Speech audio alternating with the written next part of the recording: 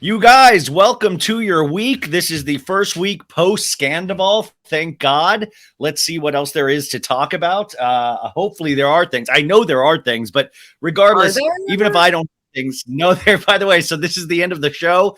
We had a good run, and Sophie Ross is here to say goodbye to you guys as well. It was really fun while it lasted, but there's nothing else that could possibly be said about anything pop culture related because Vanderpump Rules destroyed everything. Brooklyn, you're going to fall off the bed. Anyway, Sophie Ross, welcome to the show.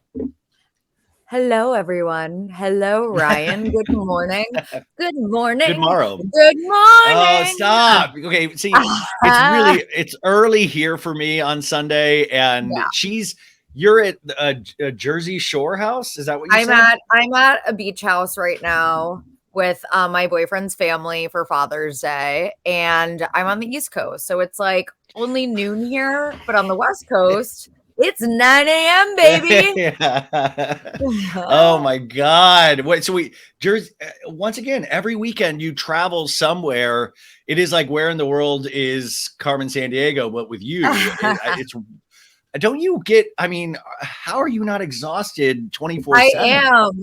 I actually want just one weekend where I can just like hang out in the city and like see my friends in the city and like, just like be home. But it's like always it's summer. If you live in New York, you know that in the summer everyone's everywhere. Like everyone goes to beach houses or weddings or whatever it is. Like Sophie, I watch Summer House. I know how it works in New York. I know how it works. Like I'm very curious. Because they should be filming soon. Like, what's happening? Well, we talked last, and I think we talked right before the end reunion, like the last part of the reunion.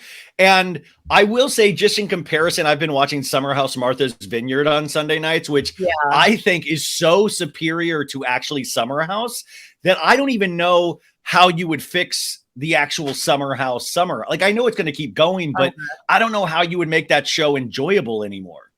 Right. I agree. And I'm only like 3 or so episodes into Martha's Vineyard. Because like Sundays it gets so good in the last 2 episodes. I know. That's what everyone says. That's what everyone says. So I've been watching it on Peacock, but like Sunday nights were always tough with like Succession. And like, I just like was never watching it live. But now that like most of the season is on Peacock, I've been watching it from the beginning. So yeah, I'm loving it so far. So I'm excited. Well, I was saying I watched like the final 2 episodes yesterday, and I was really loving it. And I was like, wow, what is so different that I actually enjoy this and I don't love Summer House this season? And I was like, and I don't want to go down the same road that we always go down, but they're all not in their beds. The only time they're in their bed is to show straight up having sex with the night vision camera, which I love, not in a pervy sense, but like, but they're all out of their bed. The married couple is always banging. Always. Yeah, it's great. But they're all out of their bed being active with each other. Right. If they're arguing, they're not in bed looking at their phones. And I don't want to point out who that would be specifically. I think that needs to be a new rule for Summer House is no phones. They take away their phones. Sorry. That's just my personal rule. Well, imagine how activated Paige would be if you took her phone away. She would be like... She like literally wouldn't voluntarily do the show anymore. She'd be like, okay, no. She gets paid an extra $200,000 to give up her phone. That girl is always on her phone or vaping or having her weed pen or in bed, which I can relate to, but I'm not. And I think that's why people really like Paige as well, is because we all do the same thing. The only difference is we do not have a TV show at all. And we're not getting paid. We're not getting paid for that lifestyle. Like, F off with that. Yeah, F off with that. Brooklyn? Where's Brooklyn? Yeah. Brooklyn, come here. Brooklyn, come on, Brooke. There's so many things happening. Oh my God, look at Brooklyn's bow, you guys. Brooklyn has the cutest little bow in her hair. Oh my God, what a little doll. Oh, she's on her. Oh my goodness. So Summer House Martha's Vineyard. By the way, did you know some Sandoval was in the jacuzzi with Brooklyn?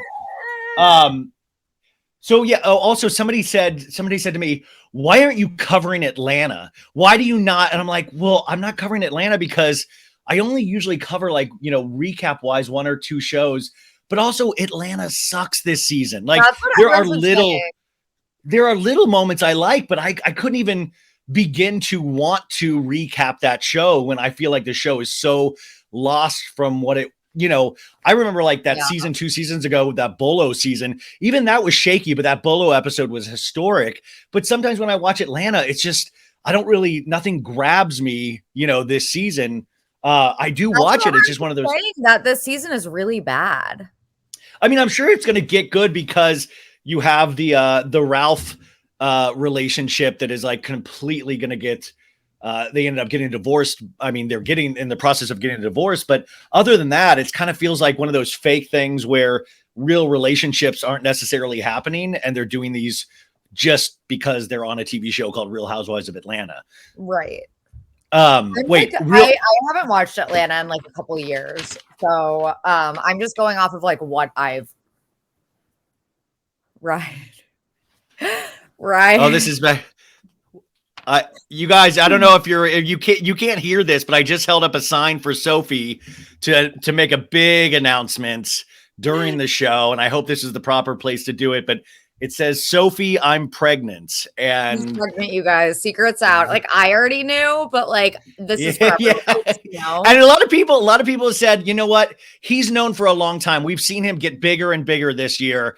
But it actually is. I am pregnant. No, I'm making a joke, of course, because Friday night at the Blink 182 concert in California, Los Angeles, Kourtney Kardashian held up a big sign saying, "Travis, I'm pregnant."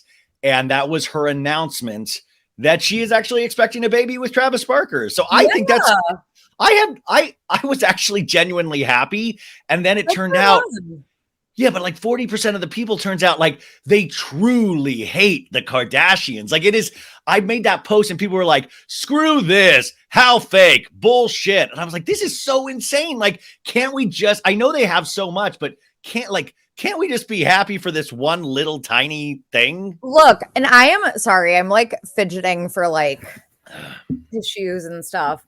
I am I'm sorry, I'm so unprofessional blowing my nose on camera. This is what sets this podcast apart from Call Her Daddy. We will blow our nose on this podcast. Exactly. But everyone knows that I am as big of a Kardashian critic as they come, a Kardashian critic with a K. But no, I thought that was like, sweet. Obviously, publicity stunt-esque, like everything else they do. It's going to be on the show, I'm sure.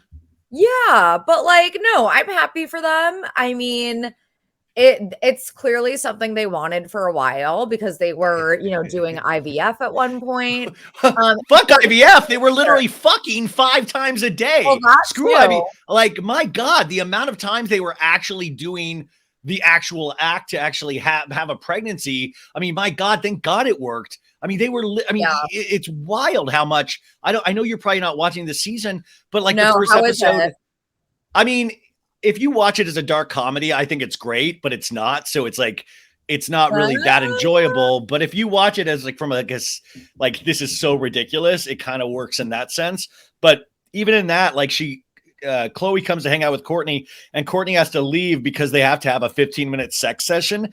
And then she lets Chloe know, she goes, "Oh my God, well, that was quick. Last night we were doing it for hours." And I'm like, my God, like, I don't want to picture that. No, I know the chafing involved and the like, I think that's amazing. But at a certain point, it's, you can really tell these people. I mean, no, but like Kourtney is 44. So I know that at some point they said that. And by the way, I saw your YouTube comments about me playing with my hair is really annoying. I'm sorry. I just got a haircut recently. Wait, Sophie, I don't read a lot of the YouTube comments, so I have not seen that. Oh, I do. And I know that I have vocal fry and play with my hair. I'm sorry. I just got a haircut, so I'm still getting used to it. So excuse me playing with my hair a little bit. But anyway, Kourtney is 44. And they said that they were stopping IVF for a little bit and going to try naturally. So I'm curious if this happened naturally, that is really exciting for them. She's 44. So like, I don't know. I don't know if it happened via IVF or naturally, but either way, I think it's great that there's representation of a 44-year-old woman being pregnant. Like, you know, It's probably Courtney's new vitamin line, Lemmy, that they did a whole it's episode Lemmy. on. My matcha vitamins got me preggers. It's like Lemmy geriatric pregnancy. No, It's Lemmy. that is I'm not calling Courtney geriatric. That's literally what they call any pregnancy over 35 years old, which is really sad and scary for women. And then you call it geriatric? And Robert De Niro. Oh my God, you guys, that was a story I was going to do this. Al Pacino at the age of 83 years old, he's a new father this week. His 29-year-old, I don't even think they're girlfriend, boyfriend, but this 29-year-old woman had his baby. Not even and boyfriend, girlfriend, like what are they? Well, I know it's a situationship, you guys. It's a situation. But you know, I posted that in my Instagram stories and I said goals, and I shit you not, nobody read it, and they all said, oh my God, Al Pacino died? Because it's like Al Pacino father at 83, and everybody didn't even read it. They were like, oh my God, Al Pacino died. And it says, no, he's a father at 83. They thought it said dead at 83 because that's what you would expect. You would expect. But I love that these, like Robert De Niro, his lady is pregnant as well. And he's 79 or something. And I love these older, really respected actors that are just like, hoo-ha, I'm not wearing no rubber. Screw that. I'm going to raw dog. Like, that's wild to me. Ew. That's also like, okay, so I'm not like a doctor or a fertility specialist, obviously. I know that's probably surprising to a lot of people. But I think there are like, I know that men can get women pregnant at like any age, quote unquote. Like they don't have like that ticking biological clock like women have. That doesn't mean that it's like, that doesn't mean you like, do it. Like, I think there are more dangers involved with like the old sperm. And also like, that's kind of sad because you're not going to be able to watch them grow up. Obviously you're just going to like be there. It's like setting off a bomb. It's like, I'm going to set off a bomb and I'm not going to be there to like help with the actually aftermath of that. Not to compare a kid to a bomb, but you know what I'm saying? It's going to set off a course of events, but but also just like, imagine Al Pacino. And by the way, Al Pacino's, the mom, she had like a string of really famous boyfriends. I think one of them was like Mick Jagger or something. I'm like, I love these older celebrities are passing around potentially like just a handful of women, just like how like some of these football players and I think like Kanye and things like that, they were all dating like OnlyFans models for a second, and like Drake. It's like they all pass around the same women. Yeah. I mean, you have to really commit to the bit if you're one of those women. Like you're like committing to it. And you have to be like, oh, you're so sexy. You're so sexy, Al Pacino at 83. Just, oh my God. Oh my, I do not. You know what they say? If you marry, and I know they're not married, but when you marry for money, you earn every cent. Yeah. Yeah. Well, we've had that conversation all year on Vanderpump Rules because that kept getting brought up. And it even did again in the Secrets Revealed episode in regards to Lala and Randall. But what did you think of the Secrets Revealed, and I guess the end of the season of Vanderpump Rules, because last time I saw you was before the third part of the reunion where the big reveal was going to happen. And I never was no reveal. Well, the reveal was that Tom isn't a huge liar on top of being a liar. That was the big reveal. Yes. Okay. So sure. There was that reveal, I guess. I was expecting something a little bit more explosive, but I also unfortunately was one of those people that was like kind of starting to feel bad for Raquel, which I know is just because I'm an empath. Yeah. Like, you feel deeply. I feel everything. Like I'm empathetic to a fault. Yeah. So like, no, I know that about you. Empath. And I just feel like I felt, because, you know, I was watching that episode and I had tweeted this too, that like, I don't know. I don't think Raquel, I don't know if Raquel is a sociopath like a lot of people are diagnosing her as. I don't know if she's like genuinely like maybe a little bit mentally not there, impaired a little bit. I don't know if her actions were like a trauma response where like she just like did not seem like a normal person, and everyone was like, you know, obviously piling on her, which understandably so. But in that moment, I was like, oh, I kind of feel bad that she's like, you know, dealing with this abuse. This is probably very, you know, a very traumatic situation.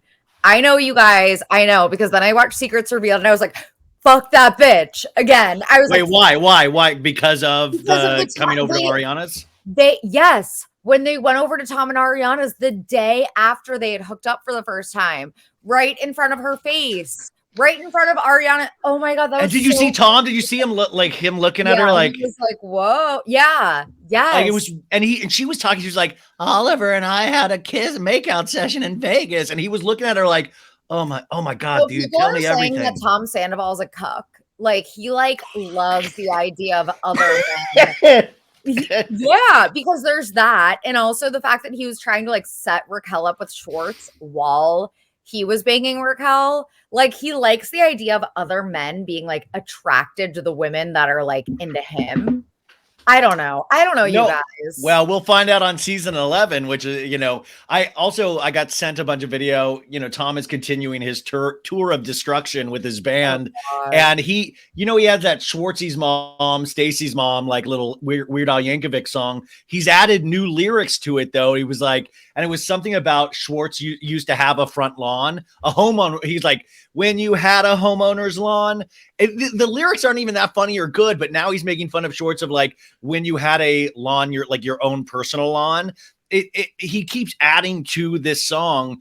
And a lot of people, the big debate is, are Tom Sandoval and Tom Schwartz still friends? I, at this point, think it's starting to feel a little bit like a bit where I don't think they're great, but I don't think they're as bad as season 11 will potentially want you to think it is. I have a feeling it's starting to really reek of a forced storyline. And I don't mean from production. I mean from Tom likes to manipulate storylines. So I have a feeling Tom is not going to be honest already. And Tom is trying to create already storylines for himself for season 11. Wait, does that make sense? Sandoval is. So what Sandoval. What are you saying that Sandoval is orchestrating already?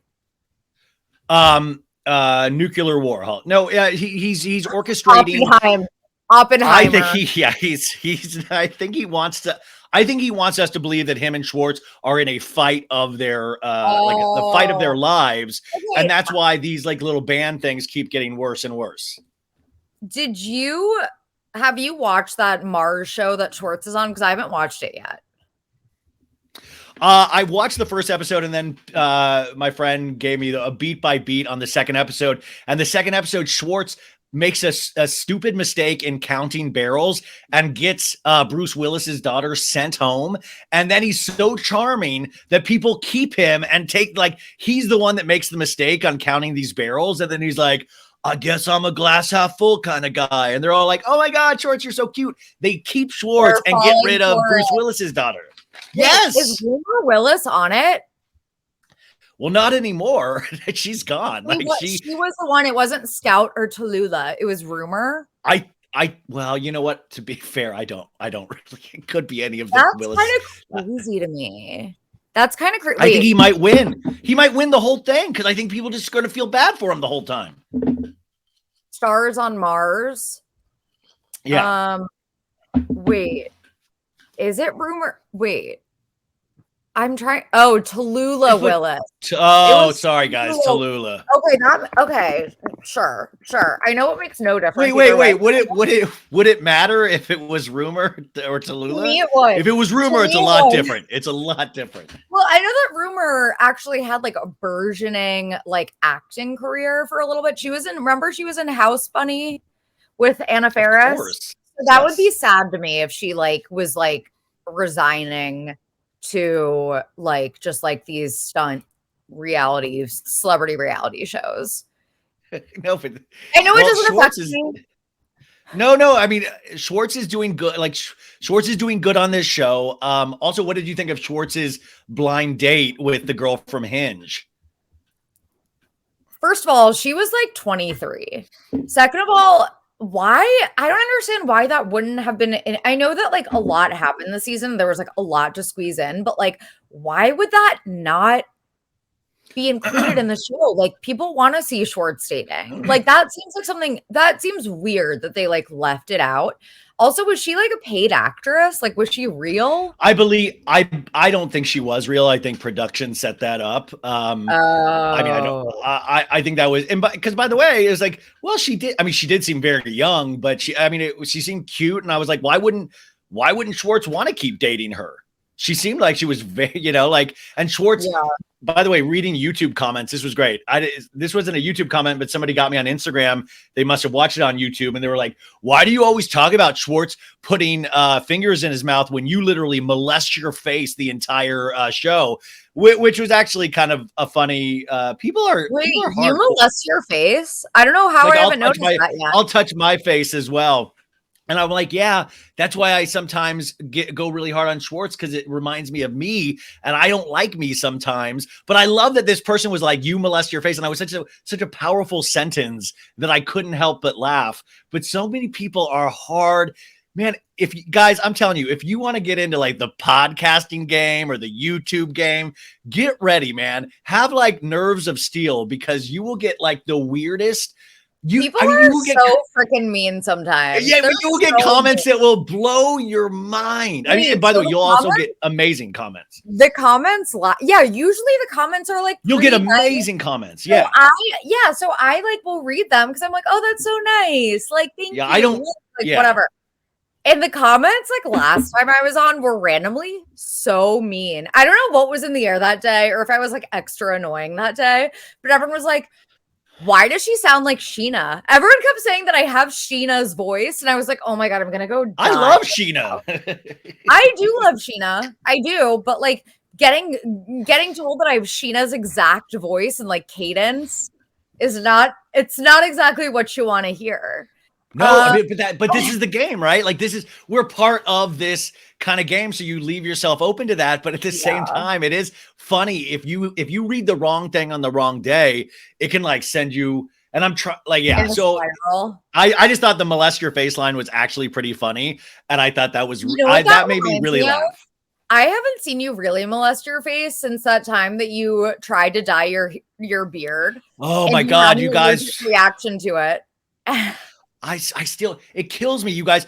And this season of Vanderpump Rules made my beard even whiter, and I can't do anything to it. And I don't know if I really want to shave it off and get rid of it completely. Brian, I like it. But I miss being able to just ferment that thing. But I look like the nutty, I look like Randall Emmett when I do it. And because it just makes me have no chin and just like all one big like skin blob. Yeah. So being at the end of Sandoval, is there anything that you took away from this season? Are you even excited for a season 11? Oh, I'm definitely they go from here. I would say that. So I know there have been like rumors that like Raquel's not going to come back because her family won't let her. I think that if Bravo makes an offer big enough, because how else is she making money? She's not getting brand sponsorship. She's not getting, you know what I mean? Like if they make her like a massive offer, which I feel like she could have the leverage to negotiate, because everyone's going to want to see the fallout. At the same time, it's like, who are Sandoval and Raquel going to film with besides each other? And I guess Schwartz will film with Sandoval, but like, otherwise it's like, where do you go from here? All I know is that I do want to watch the fallout, and I am not, counting Raquel out yet. Like, I feel like Raquel could definitely be back, even though I feel like all of the rumors have been like, no, her family is not letting her for her mental health. So I don't know. I think she'll come back. I think she'll come back halfway through the season.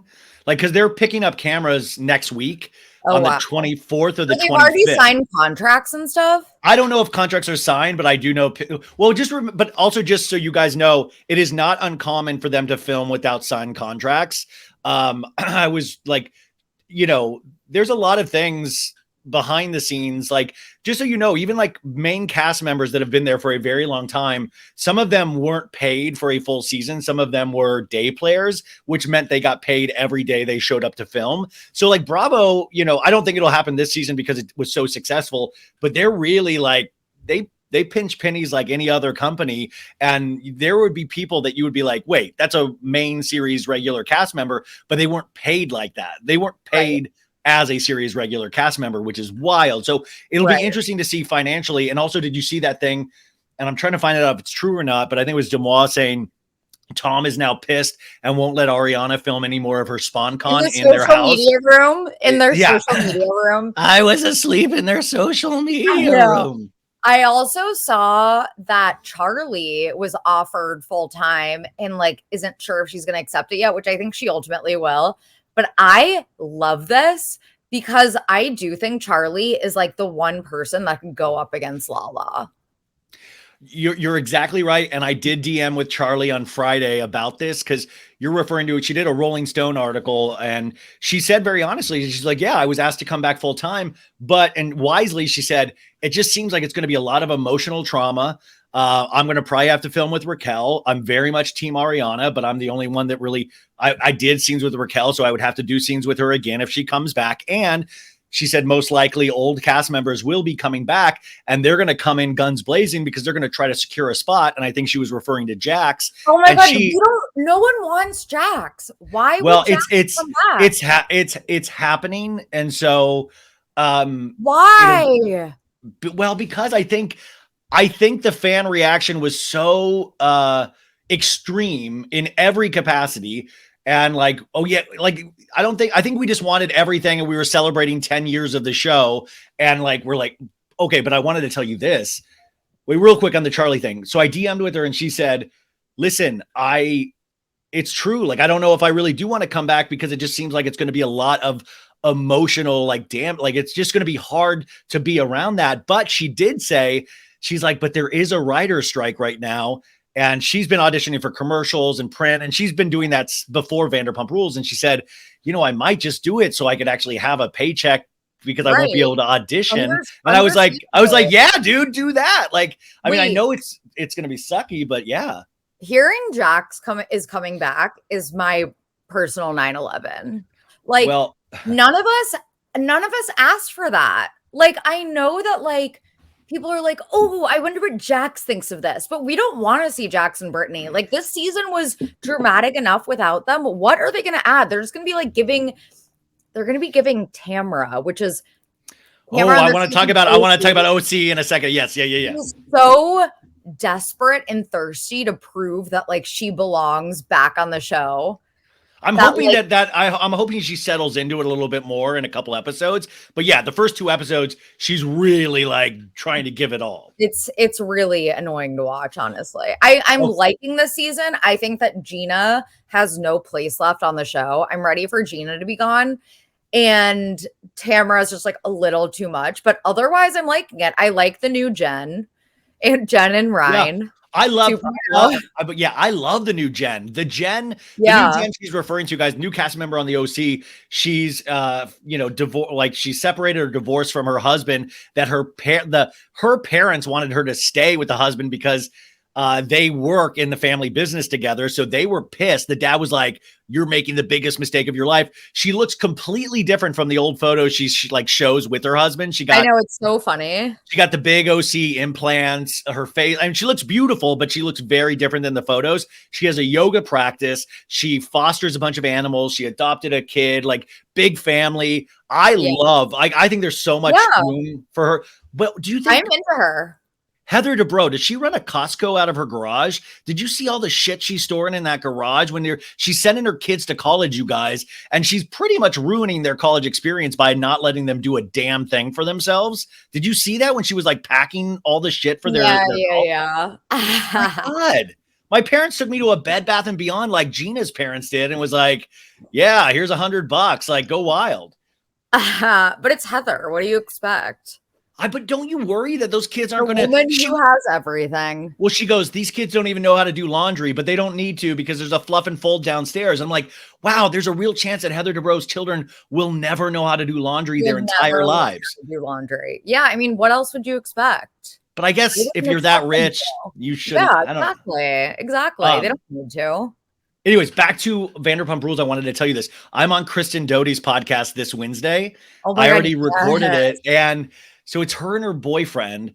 And this is why, like, I don't know. I'm trying to figure out exactly what the spinoff is. So, but I will say, I don't know if this will be edited out, but her boyfriend made a couple of slips during the talk where he was about a spinoff that's happening. It was like something in regards to, I'm really excited.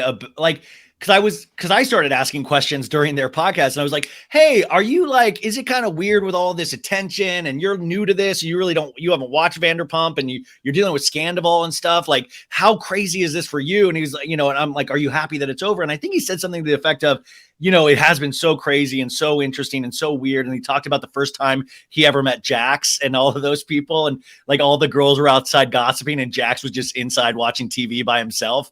And he was like, he stayed out with the girls and gossiped. But he said, well, it's crazy. He's like, but I guess it's going to just get crazier. And that's what I signed up for. Cause he was like kind of referencing filming something very soon.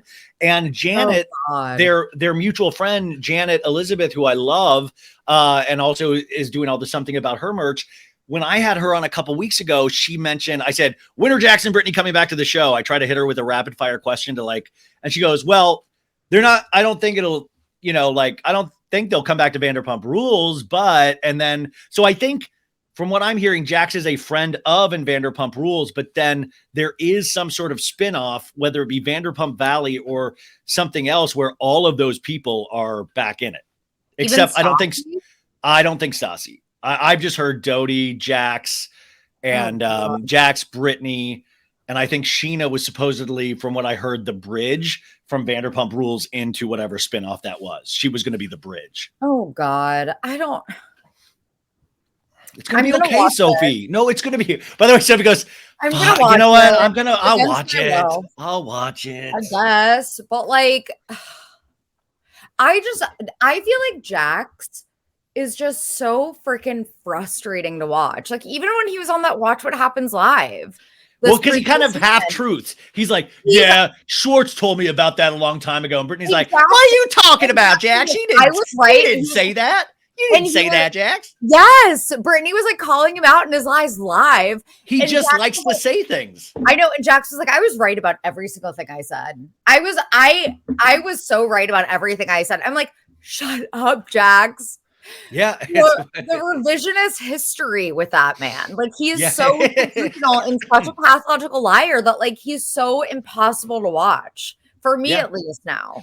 But I think, isn't that the thing, though, is that I was even thinking about Sandoval in season 11. And I will say, I don't want to use the word excited, but like, dude, that guy is one of the worst, horrible liars that we've seen on this show. But it's so entertaining to watch him trip himself up in lies that I'm like, oh, I can't wait to watch what he does in season 11, because he's going to like have workshopped a couple of new lies. It's like, hey guys, check out my new thong, but it's like new lies. And I'm like, yes. And so in that aspect, I'm kind of excited to potentially see Jax as well, of like because he's going to say of like, dude, when I stepped away from the show a couple of seasons ago, I really worked on myself, my beautiful family, and I was living the dream. But then once Sandoval did what he did, I knew I had to come back to show the audience how to treat women. He's going to say some sort of insane thing of why he's back.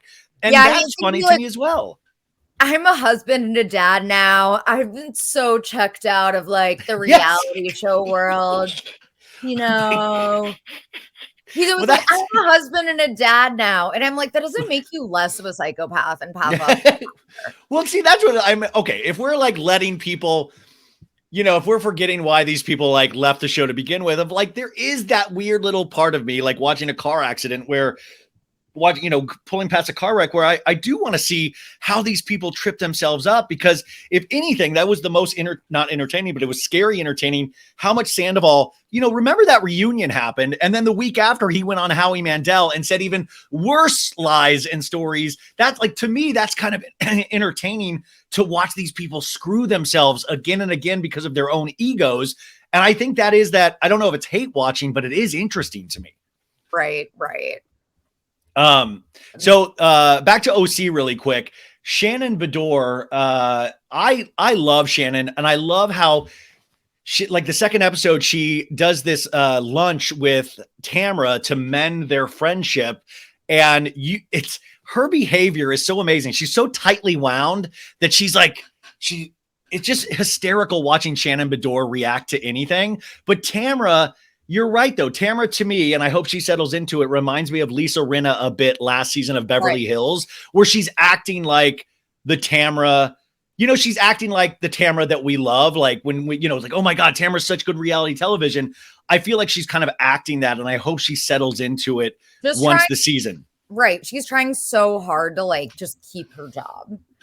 Yeah. Basically. What do you think about her coming back at I'm fine with it. I would have liked to see Vicky back if I had to choose between the two of them.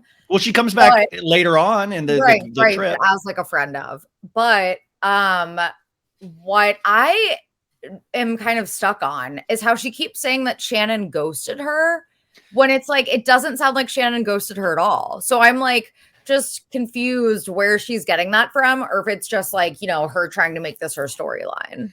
Well, and then Tamara went on every podcast known to man, and they did about Shannon. They did a super cut of that, and Shannon, and that's the thing too. I think I was saying on a Patreon this week, was like, listen, I do not believe in any stretch of imagination that Tamara considered Shannon Beador her best friend. I just don't believe it. Right. Oh my God! Did you notice what? Did you notice on the boat? Did you look in the background on the boat when they were on the boat trip? What was it? Freddie Mellencamp was swimming in the ocean with it. She was like, stop, let me on. Like, did you see that? It was crazy. And she's not a strong swimmer. So it was very much Jack. It was very much Jack's like, you can come help me if you want to. You come help me if you want. I just would love if every scene in the background you see Freddie Mellencamp like trying to get like, hey, over here. Funny running into you guys. He definitely thinks there's hope for a crossover because of Taylor Armstrong, which by the way, I'm loving having Taylor Armstrong back on my screen. How would you not? I mean, Taylor, I think it'll be great. We do know Taylor gets into fights later on in the season. So Baby, but you're there's right. no plane. What do you Gina is that outlier where I don't need Gina. I really don't. Well, I did notice, like, did you notice, and I'm not really noticing fashion and makeup, but her makeup seems so extreme. In one of the scenes, she looked like Bert from Bert and Ernie. She just like had these like really like dark eye makeup and eyebrows. And that was like, it's never good when you're starting to really focus on what they're wearing and their makeup instead of what they do. Wrong though. Remember the hair extensions she used to have? Like she always, and for a while I thought it was refreshing that, you know, we have this like lower budget housewife. And now I'm like, no, your personality is ruining it for me. But I love Emily though. I love Emily for some reason. I think I've preferred Emily, and I also love, what's Emily's husband's name again? Shane. I love that Shane. He's like Shane. Now that he's passed the bar, he's working as a lawyer, and I'm like, why did it take him so long? I love that men. Not that I've ever taken the bar, but like it's like, what if I was your lawyer and you were like watching him on reality TV, like having to take the bar like 75 times? Well, remember that season where he said he had to go to a hotel to study and then he didn't even pass?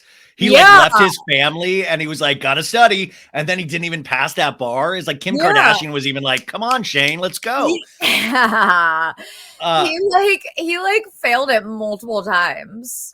And I love men that well, this is not true, but like, it's, you know, it's like openly hate their wives. Like Emily was like, yeah, when I call, my ringtone is Darth Vader. And I'm like, it's so funny. It's like, it's so on the nose of like, yes, Emily is, you know, a demanding shrew that like makes Shane's life miserable.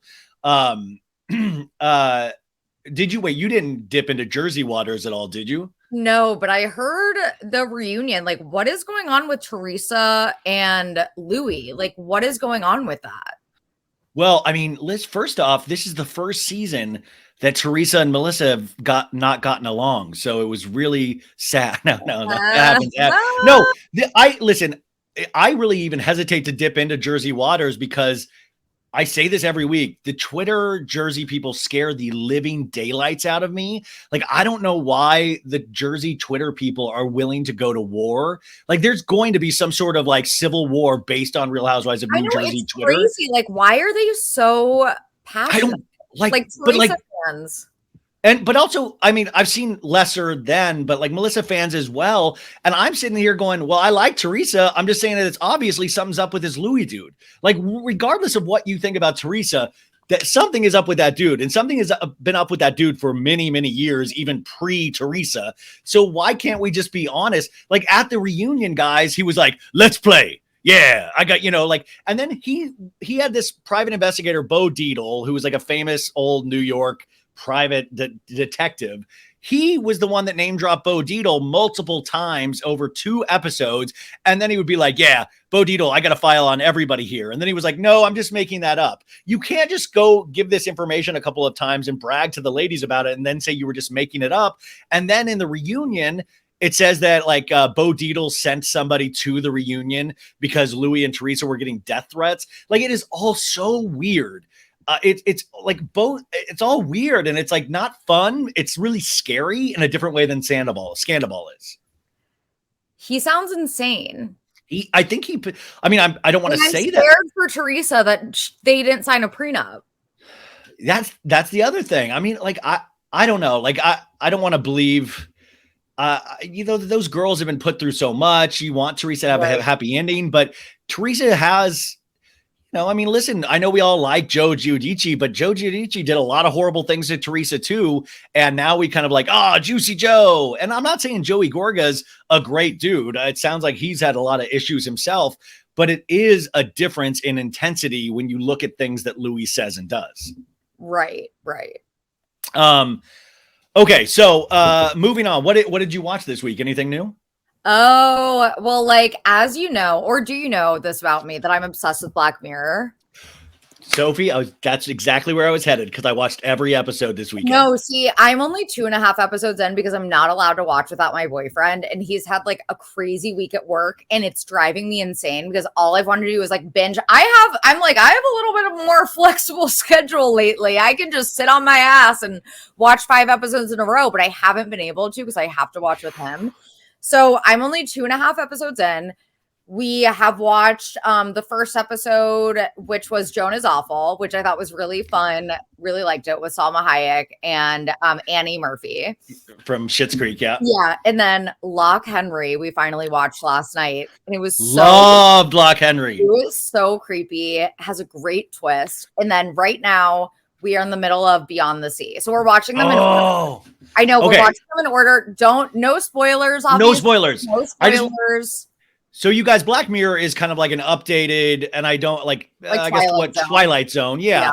And which it's been I on. Love. Me too, but it's like updated. It's around technological, where we are in society today. Sometimes there'll be episodes in the past or the future, but really, really amazing work. There's 6 seasons. They're very short seasons, but there have been so many iconic episodes over the course of these. They released 5 episodes of this season, I believe, on Thursday night. Thursday night they released it, and I just totally devoured them this weekend. Wait, and it was 6 or is it 5? 5 episodes. Yeah, 5. 5 episodes, and movies. Yeah, they're miniature movies. Each one of them are, different tones, but each one of them I dearly loved, especially the last one. I'm trying to remember what it was called, but each one of these are so good and so rich, and the storytelling is so strong that I highly recommend it. Just so I'll tease you with Joan is Awful because this is actually in the description of it, is that basically a girl, Joan, is living her life. And then a service like Netflix called Streamberry, because, which is great. It's actually in the first couple of episodes, Streamberry, they use it as a device. But they've, in the fine print of like, when you sign off on like an iTunes agreement, it says, she signed off on that her life could be made into a TV show based on like something that she didn't read. So she turns on Streamberry with her dude, and there's a show called Joan is Awful. And they're like, oh, that girl it's Salma Hayek, but she has Annie Murphy's hair. And it's like her exact life that happened that day. And then everybody.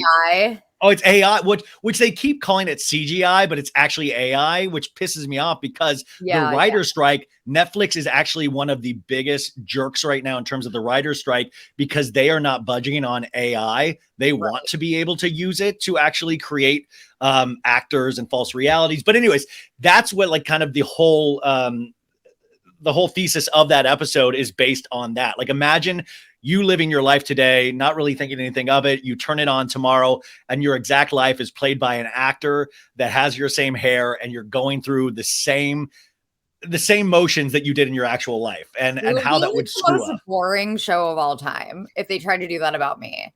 Well, not for me. I molest my face, so I think that would be exciting for people. And I think watching me take care of my elderly dog would be fun. And then, happy Father's Day! We're recording. Thank you. Oh my, thank you. Wait, what did you get your dad for Father's Day?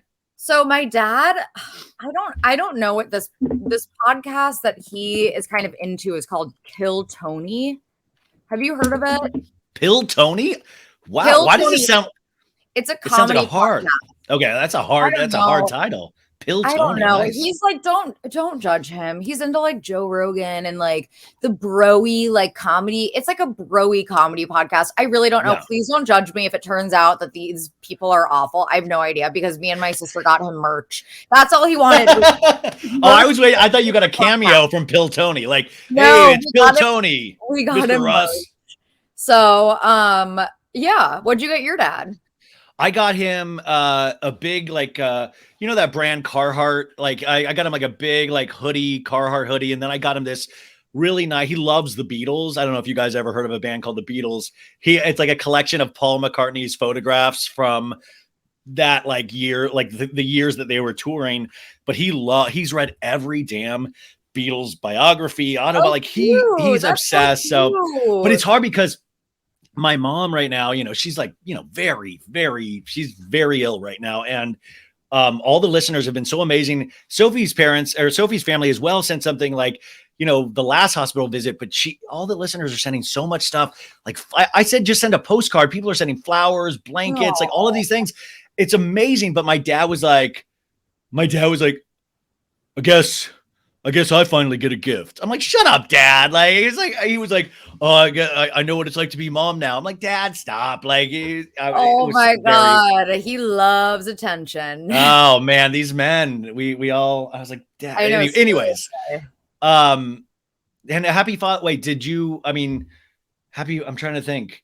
Well, this is actually your sister just had a child this year. Yeah, so this is it's my brother-in-law's first Father's Day. I didn't really get him anything, but I texted him. And then we got my boyfriend's dad and my boyfriend's brother-in-law and his grandpa also. We got him some stuff because we're with them this weekend. So happy Father's Day to all the daddy-os out there. Happy Father's Day, Jax Taylor. Jax Taylor. Oh, I'm not going to say. Okay. Anyways, I do want to make a huge announcement for the show. And I think Sophie's aware of this, is that we are actually we're taking over for Meghan Markle's spot on Spotify. She was let go from Spotify. So we will be doing her podcast from here on out for her. We are fulfilling her $20 million contract and the archetypes. It's hard. It's called Archetypes. Archetypes, dude. Archetypes. She only did 12 episodes, you guys, over the course of a couple of years. In 3 years. $20 million. Bill Simmons, who I love, who's like just one of my favorite, like when I do listen to podcasts, I love Bill Simmons' podcasts and everything, but he called them like fucking grifters. Like, and that was because Bill Simmons isn't a jerk, but he was like, this is insane. Like, he does this every day. And like, listen, 12 episodes. I do that in like 2 weeks. Exactly. Like 3 years. Do you know how easy it is to do? I mean, it's not easy, but it's not hard. It is easy if you have producers, sound engineers, everyone who does literally all of the work for you. All you have to do is show up and talk for less than an hour, which is what her episodes were, less than an hour each. It's not like she had these huge 3-hour long episodes. Like, you just show up, everyone does everything else for you. They book the guests. Like, she did not have to do anything. And here's the thing. Like, I think, and I saw someone post this on Twitter, and I have to agree that it's like two things can be true at once, that, the royal family is awful and racist. And also Harry and Meghan are extremely self-involved people who may or may not be grifters. It's like you want to root for them so bad, and they've made it so hard. And I think this news in particular just really struck a chord with me, and I think a lot of podcasters who could only dream of having a deal like this. And the fact that, also, in the economic climate that we're in, that like every media company is doing layoffs right now. It's terrible. It's awful. And Spotify has been laying people off left and right. They laid off hundreds of people just the other week. And meanwhile, like Harry and Meghan got $20 million to not work, to not do anything. And, you know, it's like, I know they're not directly related. And I know that like, it's more so the fault of the Spotify execs and decision makers who thought that would be like a great investment for them. Obviously it wasn't. And I think that they're realizing that too, that the podcast landscape is changing. And that, you know, all of these big bets they've taken on podcasts have not really paid off. I would imagine even like Call Her Daddy, as popular as it is, for $60 million. Like, and the same thing with Joe Rogan. I mean, listen, Spotify actually threw money out without actually looking at the metrics. And now they are having to reconfigure their entire podcasting operation. I do read a lot of articles about podcasting because I'm truly fascinated with it. They set up a monetization structure that does not work at all. And what Spotify did is essentially hurt a lot of us smaller podcasters because it's made it so much harder for us to have any sort of success.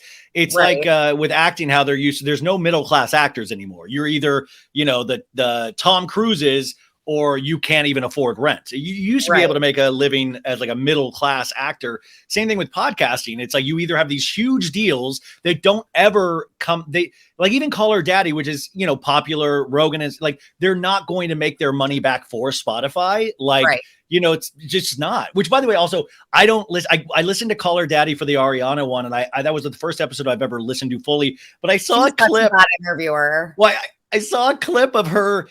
I don't, maybe it was on TikTok, of her saying goodbye to her studio because they're giving it a revamp studio. And it was like, she was like the memories, and she was like turning back to look at the couches. I'm like, yeah, that's the couch where you asked about anal every episode. You know, it's like hysterical of the, you know, it's like the, oh, come on. Like, oh, I know. You know, like she's turning around to say goodbye.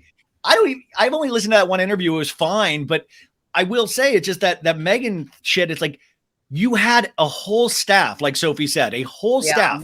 Like we do every, you know, like, you know, I have Maritza that does like the images and she'll upload to YouTube, but like I do my editing, I do my sound processing, I do all of this stuff. Right. I mean, to varying degrees of, you know, success and how good it is, but to have everything right there for you, and you can only produce 12 hours for, I mean, that really is highway robbery. And it makes me wonder what is going on over there, because it seems like they are the handout couple. Like even what Tyler Perry of like, we're going to stay at your place, or we're going to do that. Like, are you just the handout couple? I know you want to do good, but where's the good? Because it just seems like you're doing where's like the Netflix. Good? You just want, and also I think it doesn't help that, you know, we know what their Santa Barbara home Montecito home. Yeah. It's like a mega mansion for tens of millions of dollars. It seems like they want that life of luxury that, you know, Harry is obviously accustomed to as a royal, but without having to like do actual work. Yeah. Whereas like, I feel like they could have survived if they had just like downsized their lifestyle and just kind of had a regular lifestyle. But instead it's like, they want this like insane luxury lifestyle without actually like doing anything. They want to have the respect of Princess Diana. They want to have the respect of Princess Diana to be celebrated like that. They want to be talked about in the same circles as Oprah, but Oprah worked her ass off. Oprah actually put so much good into the world, and not to say that they can't and they don't, but they don't do it to the level that they act like they do it. And that is really highly disturbing. And just tell us you're lazy. Just tell us that I like to lay around and watch Bravo. Like, just say that. That was like, and I'm not judging anyone for having tan lines, but that night in New York where they showed up on the red carpet and Meghan just had like the tan line, I was like, is all you do lay by the pool? I like that you were like, I did not think that's where you were going. Like, I don't want to judge tan lines, you guys, but I will say it is ridiculous. But like, I don't know. I was just like picturing her. I was like, you probably just lay by the pool all day, and that's fine. That's perfectly fine. But again, it's like, I think it rubs people the wrong way when you want to have all of this glory and money without having, you know, any work ethic or body of work to back it up. I completely agree. So I don't know. And again, you guys, I know that Meghan has gotten a lot of like unfair criticism over the years. Of course, I'm saying this as just, you know, I feel like it's just kind of like, how you make it really hard for me. You make it really hard for us to root for you, Meghan and Harry. Like they're making it really hard. I'm not saying I agree with that. Did you watch that South Park episode or the South Park clip about them? No, but only because my ex cheated on me with one of the creators of South Park back in the day. Right. So I find it hard, even though I know it's a brilliant show, but it brings me back to a very dark time in my life. And which sucks because I used to love South Park so much. Okay. Well, I'll just like, for the most part, it's just Meghan and Harry go on a We Want Privacy World Tour. And they're like, we want privacy. Oh, yeah. We want privacy.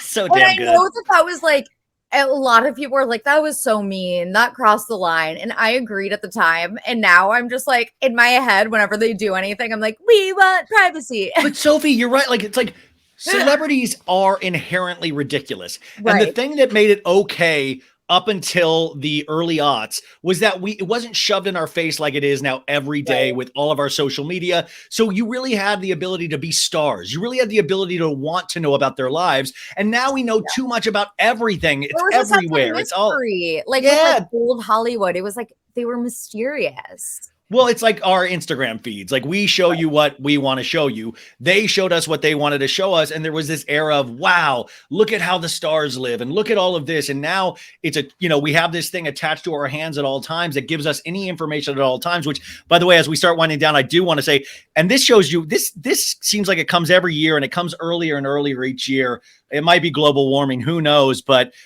this week it was announced that Tori Spelling and Dean McDermott. I knew what you were going to say when you said yes. They this is exciting, guys, because within a day they made the announcement that they are divorcing after 17 years, which is like, I hate that is. Back in the day, like those are the things that make you feel old. You're like, oh my God, I remember when they first got together, and there's been rumors about this for all 17 years. So they said they're finally divorcing. And then last night, Us Weekly retracted and said Tori Spelling and Dean McDermott will not divorce, which sounds very threatening. They're like, how we will not. I don't care if you want. No, but they're still separating, right? Supposedly they're not divorcing. But how many times can you can you say divorce and not divorce? And it's like, it's so much to keep up with. It's been for 17 years. Like, just make a choice. Yeah. You know what? I'm just praying for the best for Liam, Stella, Hattie, Finn. What's the fifth one's name? Ringo? I don't know. No, it's really bothering me. Why is it bothering me so much? Okay, you guys. I'm sorry. It's Liam, Stella, Hattie, Finn, and Beau. Beau is if Stars on Mars gets a second season, they should just have the Spelling McDermott family on Stars on Mars. And each week a new McDermott. It's just like 6-year-old Beau McDermott. Well, I remember the Tori Spelling, this relationship, because they met, I believe, on like the set of like a Lifetime and they both movie. Cheated on their spouses. Exactly. They both cheated on their spouses. Oh my God, you guys, this is like deep cut. I mean, it's not like that long ago. It is, but I feel like if you've been into pop culture, like celebrity gossip for like 2 decades now, this is like a very vivid memory, is that Tori Spelling had just had this like insanely like opulent wedding to her ex-husband that Aaron Spelling had paid for. And then right after, she ended up meeting Dean, leaving her husband. I think that caused like that was one of the major rifts in her relationship with her dad, the late Aaron Spelling. And Dean McDermott had cheated on his then wife at the time too with Tori. And then they just had their like quaint little like elopement on the beach, to be like, it's not about the wedding. It's just about us being together. Well, that's why you kind of think about like Sandoval. You're like, man, if Sandoval and Raquel end up being together, it's like we're going to watch their potential misery for the next 17 years, because usually relationships that form around cheating don't usually succeed in the long run. Right. You lose them how you get them. Yeah, exactly. Well, finally, Erika Jayne is potentially trying to make a really big comeback before the season of Beverly Hills. She is performing her show, Bet It All on. What is it? Bet It All on. I don't know. It's called Bet It All on something at the Planet Hollywood Bar and Grill in Vegas. And I don't know anybody that has tickets, but have you noticed she's gotten on TikTok now, and I've been in multiple conversations with her, is that she's just not sexy in any sort of way. Like, I don't care if she's skinny. I don't care if she's like, yeah, I love sex. Like, it's so, she says how much she loves sex to the point where I'm like, I don't even believe she's had sex ever. Like, it's one of those things of like, yeah, I love, it's weird. She's not sexy. Negative sex appeal. Absolutely. Totally agree. Couldn't agree more. You can still be, you can still be fans with her, but can we all agree that she's not sexy? Like, she's just not. Okay. That's okay. Like when she talks about her, like her pretty pussy and how she likes big cocks. I recoil. Well, speaking of sexy, Brandi Glanville is now on OnlyFans, and it's made me so sad because she'll be posing in like just really, and she'll be like, you know what time it is, and then it'll be like the kitty emoji, I'm not going to join her OnlyFans. So if anybody out there has joined her own OnlyFans and would be willing to come on and tell us the content of her OnlyFans, I'd be very curious. But I get so sad because even after the Vanderpump, even the secrets revealed, they had a scene with Scheana telling Raquel that she was the original home wrecking whore. And then Brandi was like tweeting like, I'm done with this. I'm like, you just get so sad for Brandi every week because she's obviously been going through shit. You know what's funny is that during that first, like, that was like the VPR backdoor pilot, right? Where Brandi was like, I mean, look at my life and look at yours. Yeah. But now it's like the opposite. It's like, look at Scheana's life and look at yours. Like, Scheana won. Isn't like life crazy that way? Yeah. But then in 17 years from now, I mean, or however many years from now, it could all switch again. Like, you never know. Like we all thought Sandoval was going to be like kind of golden for the next couple of years. The number one guy in that group. Okay. Yeah. And then wait. How shocked were you? Secrets revealed. I hate to be, this is a very dirty hour. Sorry, you guys, but the big secret revealed for me the whole season was I did not know about Ariana and the backdoor thing. She admitted literally that the anal thing. Oh yeah. Yeah. Like, I didn't see that coming. Like, I was like, what? Yeah. How would Tom said she wasn't adventurous enough in bed and stuff, and yet she's doing the old. She sure was. And I appreciated her candor. I do too, but like, how did Tom, like, what was Raquel doing on top of that? If you're like, oh, she only did, she did butt stuff, but it wasn't that exciting. Like, what could Ariana have done more for Tom if that was on the table? Raquel had even less, way less self-respect. So who knows? Who knows what she was doing? So maybe like belly button sex or something. I don't. So weird. Anything else you're watching, you guys? Based on a true story on Peacock with Chris Messina and Kaylee Cuoco was so good, you guys. I binged it in like a day. But isn't that just like Only Murders in the Building in California? Because it's a podcast thing? Literally not at all. And I never watched Only Murders in the Building because I just like don't care about that. I just don't. So officially you don't know. It could be like Only Murders in the Building, but you don't know. No, but basically it's like they want to cash in. It's a comedy. And like I just watch anything with Chris Messina because I love him. But it's a comedy and they're trying to cash in on like the true crime industrial complex with a podcast, and it's really fun. It's really good. It's also with Tom Bateman, I think his name is, the British actor that was also in Behind Her Eyes, if anyone remembers that Netflix show. So that was really fun. That was like an exciting watch for me. I'm catching up on Martha's Vineyard.